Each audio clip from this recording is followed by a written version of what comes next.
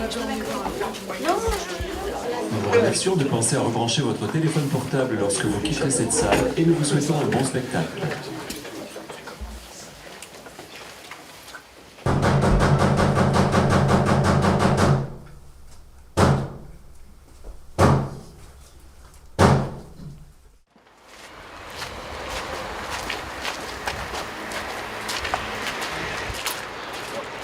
Donc c'est en 1990 qu'on a commencé à créer la compagnie La Strada qui a aujourd'hui 25 ans et qui est à l'origine du projet du Thé au théâtre. Alors la première chose, c'est un spectacle que Olivier monte qui va être La Double Inconstance, sur lequel je vais le pousser à monter sa compagnie théâtrale. Nous, ce qu'on cherchait, c'était une salle dans Paris. C'est la prospection qui a fait qu'un jour, il y a un marchand de biens qui nous a dit « écoutez, moi, j'ai un petit local. On a acheté ça en francs, on avait un petit pécule, les banques pouvaient nous prêter. On a tout créé de nous-mêmes. » Voilà, je monte le théâtre tel qu'il était avant. J'ai peint les murs en blanc, etc. J'ai tout nettoyé. Et voilà, on en a fait un local dans lequel on essaie d'y mettre tout ce qui me paraît bien pour les spectacles, quoi, en fait. Hein. Nous n'avions pas de gros besoins financiers. Et puis on y croyait, quoi. On était des passionnés. Et on est passionnés depuis 20 ans. Donc on a remonté nos manches, et puis on y a cru, et puis on y est, quoi. C'est un théâtre qu'on a voulu au départ appeler le théâtre des bonimenteurs. Après on s'est dit non, parce que bonimenteur, c'est quand même quelqu'un qui va te vendre du rêve. Et puis on est rue Théodore Deck, donc on s'est dit, tiens, Théodore, Théo, théâtre, ça fait TT, voilà, c'est ça, Théo théâtre, et ça fait tuer au théâtre aussi. Donc il y a pas mal de petits jeux de mots comme ça qui se sont imposés d'eux-mêmes. C'est petit à petit moi qui me suis occupée de la programmation, et Olivier vraiment s'est spécialisé dans tout ce qui était pédagogique. Je crois qu'il faut montrer aux gens, aux nouveaux élèves surtout, ce dont on est capable de faire, où est-ce qu'on peut les emmener et ce qu'ils peuvent faire ici, toute la liberté qu'ils peuvent avoir ici à venir chez nous prendre des cours.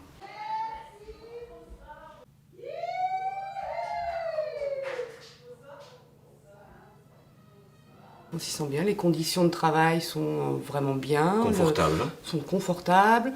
L'ambiance aussi, voilà. On a une liberté aussi dans nos cours au niveau de la pédagogie. Enfin, il y a une pédagogie commune, mais plus au niveau des mises en scène ou des choix de texte. On nous laisse le choix, on est libre, il y a une confiance. Humainement et professionnellement, ça se passe très bien. Et puis la structure, quoi, le théâtre. Quand on a créé le Thé au théâtre, c'est ce qu'on s'est dit. Il faut un lieu pour accueillir de la création théâtrale et un lieu pour développer notre pédagogie. Qu'importe qu'il y ait des gens que vous connaissez ou pas, qu'importe que vous soyez fatigué ou pas, malheureusement, ce boulot nous demande d'être présent tout le temps. Les enfants étant simplement regroupés par tranche d'âge, et puis pour les adultes, eh bien là par contre des spécificités leur sont proposées, comme clown, comme improvisation. Autrement, on a bien sûr ce qu'on appelle les bonimenteurs. C'est un atelier qui est ouvert aux personnes qui ont déjà une expérience du théâtre. On permet donc à ces jeunes ou adultes de jouer dans un contexte professionnel. Une sorte de sphinx ? Mais non, je rigole. De savoir qu'on a 5 représentations à la fin de l'année, ça met un peu la pression. Même si c'est une famille, qu'on rigole, qu'on passe énormément de bon temps ici, on est aussi là pour les cours et on fait la part des choses pendant les 2 heures qu'on a chaque semaine, on rigole, mais quand on doit bosser, on bosse et ça on le fait sérieusement. On essaie ce soir et si vraiment tu ressembles à rien et tout, je dis ouais c'est bon d'accord, j'ai compris. Mais je pense pas non plus. Hein. On a entre 60 et 64 heures de cours. Ce qui est très très peu pour monter un spectacle. On a tout de suite le truc de se dire ouais, ça va être très difficile, on va jamais y arriver, comment on va faire? Et au final, à la fin de l'année, je pense aussi bien les metteurs en scène que nous, on est hyper impressionnés de ce qu'on a pu fournir et c'est une vraie joie de se dire qu'on en est arrivé là. Tu trembles, tu as peur pour moi. J'ai mon armure d'acier blanc et mon épée de bois. L'idée c'est de leur faire comprendre qu'ils font partie d'un groupe et que faire du théâtre c'est aussi une responsabilité, c'est un engagement surtout. Surtout à partir du moment où on a choisi le texte, ils s'engagent dans un projet, et un projet qui est collectif. Après, c'est en fonction de la sensibilité de chacun. Je crois que là, le metteur en scène, il a une sensibilité au niveau de sa capacité à essayer de mettre sur pied quelque chose qui n'est pas fait pour être lu. Je veux dire, le théâtre, ça ne se lit pas. Le théâtre, ça se joue. Alors, On va travailler, on va devoir répéter. Ceci est un paquet de figurines. Bien. Bien, bien, Clara. À 4, on dit c'est raté. On y va. 3, 4. C'est raté. Elle le dit même pas. Tu peux pas le dire c'est raté, s'il te plaît, à 4. 3, 4. C'est raté. Voilà, c'est ça. Tu la regardes. Là, tu peux le regarder.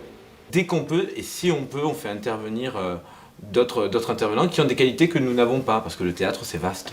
On ne maîtrise pas tout, donc autant profiter justement de cette richesse-là des autres. À la fin de cette scène, vraiment, non, rien, de suite. Elle était très basse. Alors je sais bien qui parle, mais c'était très petit.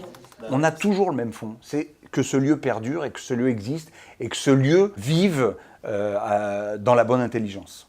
Ce théâtre fonctionne comme une grande famille. Tout le monde a des idées, par exemple, sur les mises en scène différentes, mais du coup, quand les uns vont voir les mises en scène des autres, ça nourrit l'imaginaire.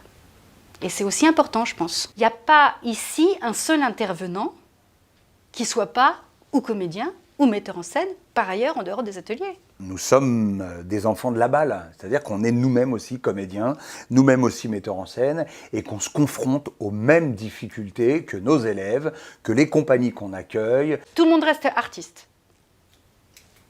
Et je pense que c'est très important. C'est autre chose que notre bande familiale, c'est autre chose que notre bande d'amis, c'est quelque chose à part. Il n'y a aucune raison pour que j'arrête. Hein? Et vous? Pareil. Merci. Je t'aime, mon petit ou petite enfant.